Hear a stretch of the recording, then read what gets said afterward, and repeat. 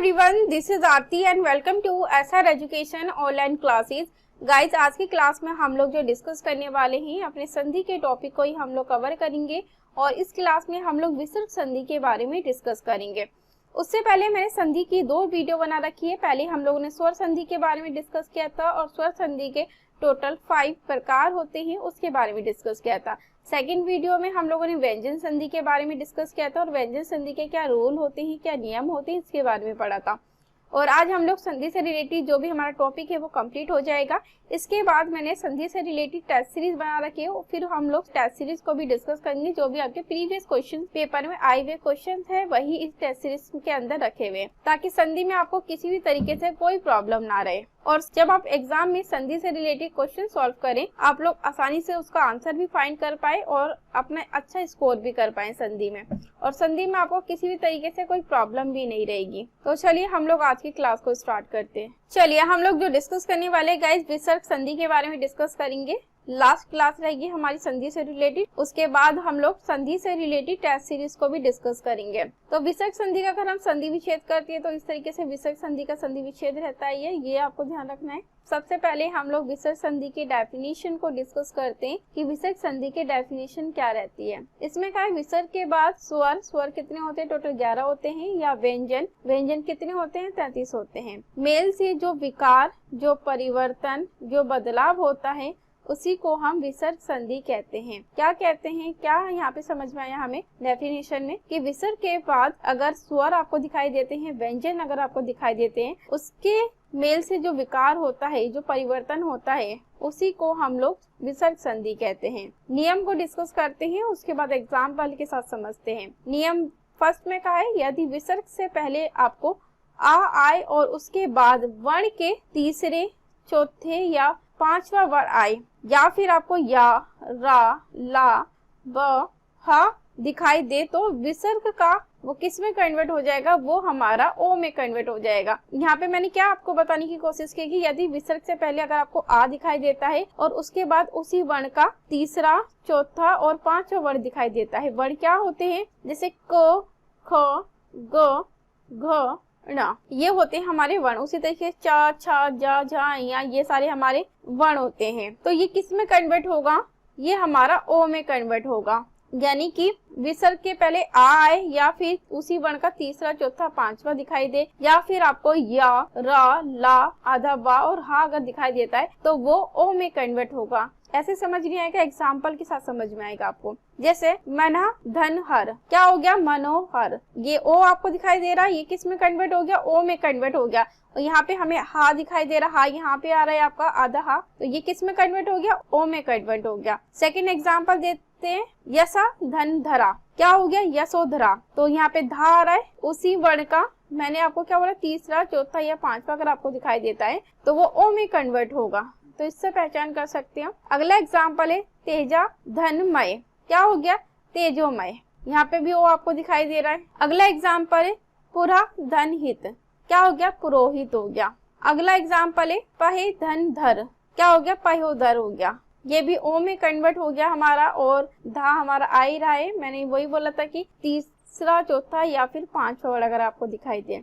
और यही तीसरा, चौथा और जो 5वां वर्ड होता है इसी को हम सघोष कहते हैं, ये भी आपको याद रखना है।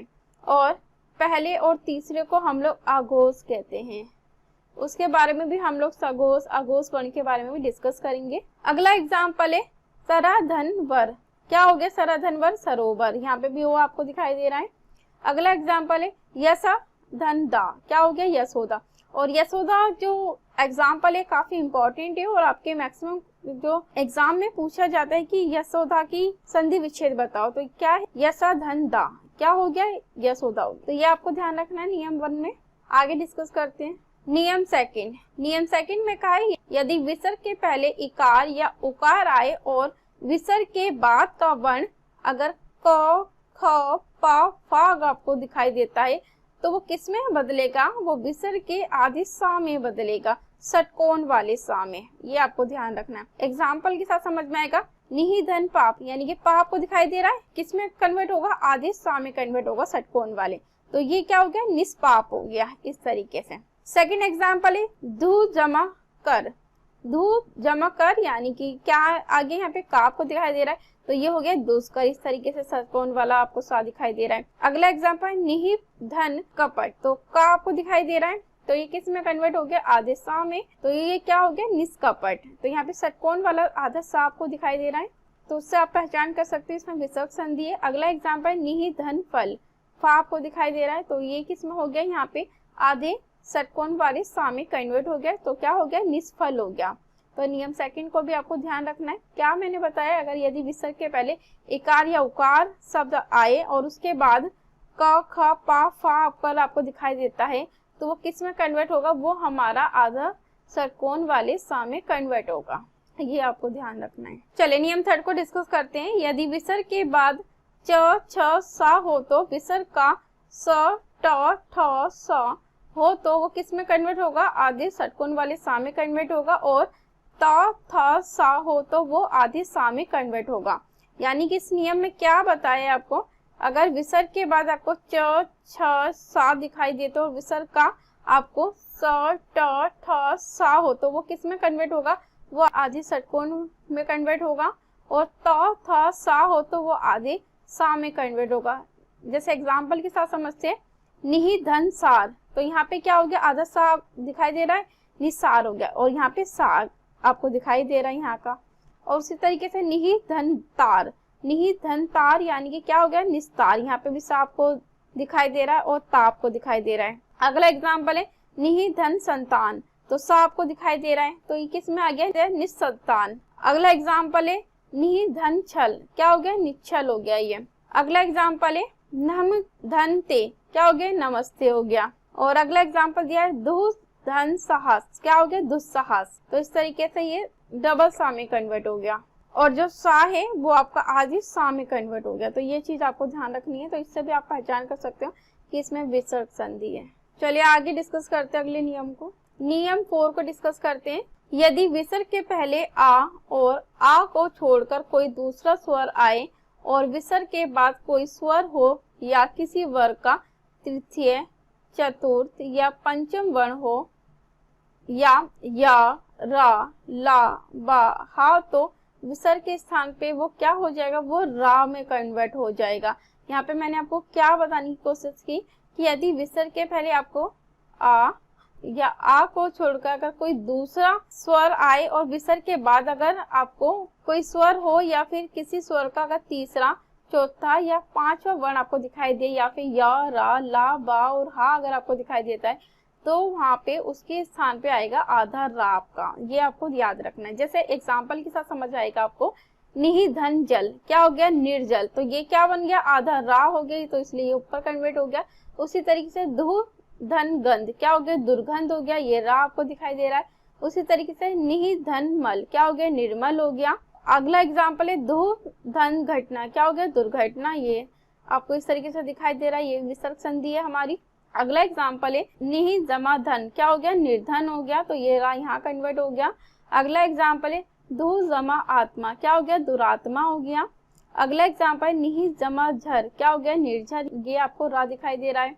उसी तरीके से निहि जमा उपाय, क्या हो गया, निरुपाय हो गया। अगला एग्जाम्पल है निहि जमा गुण, क्या हो गया, निर्गुण, ये भी आपको रा दिखाई दे रहा है। तो ये आपको ध्यान रखना है, नियम 3 के अंदर यहाँ पे रा आपको दिखाई देगा, जिससे आप पहचान लोगे कि यहाँ पे विसर्ग संधि है। चलिए अगले नियम को डिस्कस करते हैं। नियम 5, यदि ई या ऊ के बाद विसर्ग हो और उसके बाद रा आए तो ई या ऊ का ई ऊ हो जाता है और विसर्ग क्या होता है, वो लुप्त हो जाता है। जैसे एग्जाम्पल के साथ आपको आएगा समझ में, निहि धन ईश्वर, क्या हो गया, नीरव हो गया। और उसी तरीके से निहि धन रोग, क्या हो गया, निरोग है। यहाँ पे जो नी की मात्रा है वो इस तरीके से निरोग नहीं लिखना, ये गलत होगा। क्या होगा, ये इस तरीके से निरोग लिखना होगा आपको। जैसे अगला एग्जाम्पल निहि धन रस, क्या हो गया, नीरस, इस तरीके से मात्रा होगी।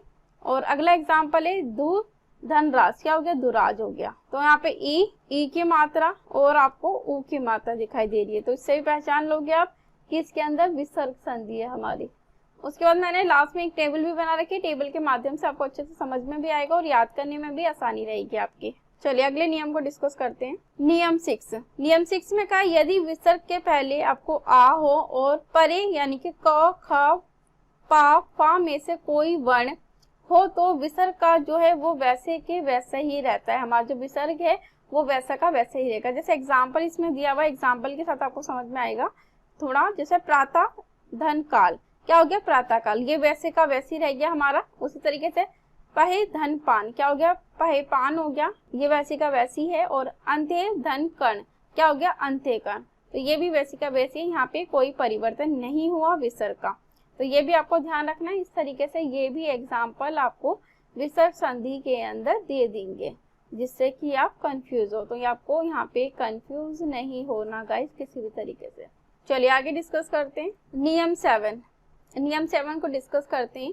यदि विसर्ग के आगे पीछे आ हो तो पहला आ और विसर्ग मिलकर ओ हो जाता है, और विसर्ग के बाद वाले आ को क्या होता है लोप होता है, तथा उसके स्थान पर लुप्ताकार का चिन्ह यानी कि क्या आएगा, ये इस तरीके से सा आपको दिखाई देगा या सा लगा दिया जाता है। जैसे एग्जाम्पल के साथ समझ में आएगा, प्रथमा जमा अध्याय। तो ये आपको ध्यान रखना है, यहाँ पे जो आ है वो किस में कन्वर्ट हो जाएगा, वो एस में कन्वर्ट हो जाएगा।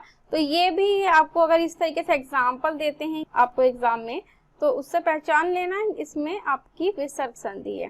तो टोटल जो विसर्ग संधि में हमारे नियम है, कितने नियम है, टोटल 7 नियम है। तो अब हम लोग टेबल को डिस्कस कर लेते हैं। टेबल से आपको विसर्ग संधि के बारे में अच्छे से याद हो जाएगा और कोई कंफ्यूजन भी नहीं रहेगी।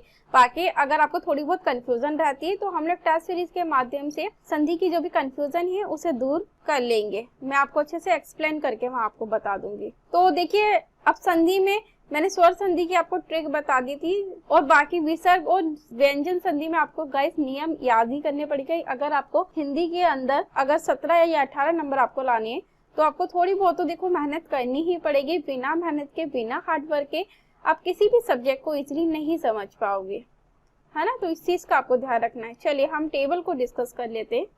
और इस चैनल पे गाइस हम लोग फालतू की बातें कभी डिस्कस नहीं करेंगे। हम लोग यहाँ पे सिर्फ पढ़ने के लिए आए हैं, और पढ़ाई से रिलेटेड ही मैं इस पे वीडियो अपलोड करूंगी ताकि एग्जाम में आपकी हेल्प हो सके। चलिए आगे डिस्कस करते हैं। चलिए, ये हमारी संधि से रिलेटेड टेबल है विसर्ग संधि की, ताकि आपको विसर्ग संधि आसानी से याद हो पाए। मैंने स्वर संधि से रिलेटेड भी आपको टेबल दी थी, व्यंजन संधि से रिलेटेड भी टेबल आपको बना के दी थी, उसमें हमने डिस्कस किया था।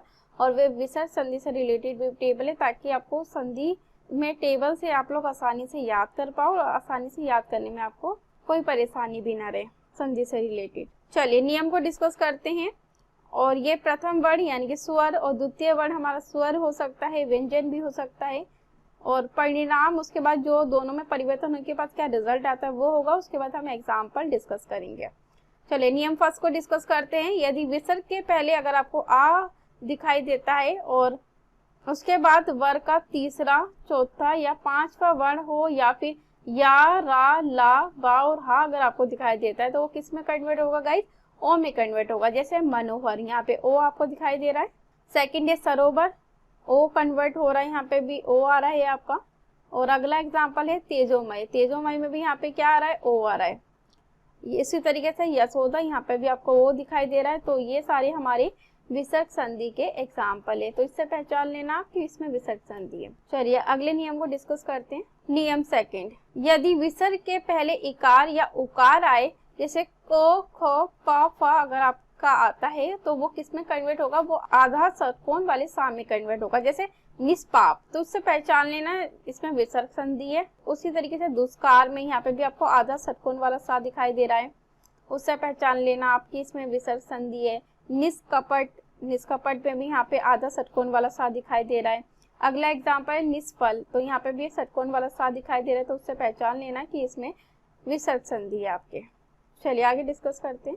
नियम थर्ड, विसर्ग यानी कि चा विसर्ग आपको दिखाई देता है और उसके साथ चा, छ, स या ट, ठ, सा या ता या सा दिखाई देता है, तो वो किस में होगा, चा, छ, सा तो सा में कन्वर्ट होगा। टा, ठा, सा षटकोण वाला वो आधे षटकोण वाले सा में कन्वर्ट होगा। और उसी तरीके से त या सा ये आधे सा में कन्वर्ट होगा। जैसे नमस्ते, यहाँ आपको सा दिखाई दे रहा है। निसंतान, तो यहाँ पे आपको आधा सा दिखाई देगा। उसी तरीके से दुस्साहस, तो यहाँ पे भी आधा सा आपको दिखाई दे रहा है। और निस्सार, तो निस्सार में भी यहाँ पे आधा सा है, तो उससे पहचान लेना। इस तरीके से अगर आपको एग्जाम्पल देते हैं तो इसमें आपकी विसर्ग संधि होती है। चलिए आगे डिस्कस करते हैं। नियम 4, यदि विसर्ग के पहले आ और आ को छोड़कर कोई दूसरा स्वर आए, जैसे स्वर हो या किसी वर्ग का तृतीय, चतुर्थ या पंचम वर्ण, या फिर य, रा, ला, वा अगर आपको दिखाई देता है उसके साथ, तो वो किस में कन्वर्ट होगा? आधे रा में कन्वर्ट होगा। जैसे निर्मल, यहाँ पे रा दिखाई दे रहा है। निरक्षर में भी यहाँ पे आपको आधा रा दिखाई दे रहा है। उसी तरीके से निर्गुण, यहाँ पे भी आधा रा आपको दिखाई दे रहा है। उसी तरीके से दुरात्मा, तो यहाँ पे भी आपको आधा रा दिखाई दे रहा है, तो उससे पहचान लेना आप लोग कि इसमें विसर्ग संधि है। चलिए आगे डिस्कस करते हैं। नियम 5, यदि ई, उ के बाद विसर्ग हो और आपको रा उसके साथ दिखाई देता है, जैसे ई, उ, ई का उ हो जाता है और विसर्ग लुप्त हो जाता है, यानी कि ई और उ के साथ अगर रा होता है तो वो किस में कन्वर्ट होगा? बड़ी ई में और बड़े उ में कन्वर्ट होगा। जैसे एग्जांपल नीरव, यहाँ पे बड़ी ई है, नीरस बड़ी ई है, निरोग बड़ी ई है, तो पहचान लेना उससे विसर्ग संधि। दुरास तो यहाँ पे बड़ा हुआ है, तो उससे ये पहचान है आसानी से विसर्ग संधि की, तो इससे भी पहचान कर सकते हो इसमें विसर्ग संधि है। चलिए नियम 6 को डिस्कस करते हैं। यदि विसर्ग के पहले आ हो और उसके साथ क, ख, प, फ में से कोई वर्ण हो, और तो उसमें क्या होगा? हमारा कोई परिवर्तन नहीं होगा, तो वह वैसी का वैसे रहेगा। प्रातःकाल इस तरीके से, अंत्यकरण इस तरीके से, पहे पान इस तरीके से, तो ये भी आप देख लेना। अगर शब्द दिखाई दे तो उससे पहचान लेना इसमें विसर्ग संधि है। आगे डिस्कस करते हैं नियम 7, यदि विसर्ग के पहले आ हो और उसके बाद यदि विसर्ग के बाद भी आ हो, तो पहला आ और विसर्ग किस में होगा? ओ में हो जाता है, और विसर्ग के बाद वाले आ के स्थान पर लुप्ताकार का चिन्ह, यानी कि इस तरीके से आपको एस में कन्वर्ट हो जाएगा। जैसे प्रथमोध्याय, तो ये यहाँ पे जो आ है वो किस में कन्वर्ट हो रहा है? आपका इस तरीके से लुप्ताकार चिन्ह, यानी कि इस तरीके से सा अगर दिखाई देता है, एस दिखाई देता है, तो समझ जाना इसमें भी विसर्ग संधि है। तो ये संधि से रिलेटेड आज हमारी लास्ट क्लास थी, तो आई होप कि गाइस आपको संधि से रिलेटेड आप कोई कंफ्यूजन नहीं रही होगी। अगर आपको फिर भी कोई कंफ्यूजन है, हम लोग उसके बाद टेस्ट सीरीज को डिस्कस करेंगे। टेस्ट सीरीज में हम लोग सारे क्वेश्चन को सॉल्व करेंगे और सारी एक्सप्लेनेशन डिस्कस करेंगे। फिर भी अगर आपको कोई कंफ्यूजन होती है तो आप इस टेबल के माध्यम से 2-3 बार वीडियो देखना और इस टेबल को आप लोग बना लेना, स्वर संधि की, व्यंजन संधि की, विसर्ग संधि की, और तीनों में आपस में कंपेयर करना। उससे आपको इजीली याद हो जाएगा संधि में, और आप लोग संधि में अच्छा स्कोर भी कर पाओगे। तो थैंक यू सो मच आज की क्लास के लिए। और अगर इस चैनल के माध्यम से थोड़ी बहुत भी हेल्प होती है आपके एग्जाम के लिए, तो आप लोग चैनल को लाइक कीजिए, शेयर कीजिए, सब्सक्राइब कीजिए, ताकि इसी तरीके से आपको डेली वीडियो मिलती रहे और आपके एग्जाम में हेल्प भी होती रहे। और मैंने आपको पहले ही बता रखा है कि इस चैनल पे हम लोग कोई भी चीज अदर चीज से रिलेटेड डिस्कस नहीं करेंगे। सिर्फ हम यहाँ पे पढ़ने के लिए आए हैं और पढ़ाई से रिलेटेड ही यहाँ पे वीडियो अपलोड होगी। तो थैंक यू सो मच आज की क्लास के लिए।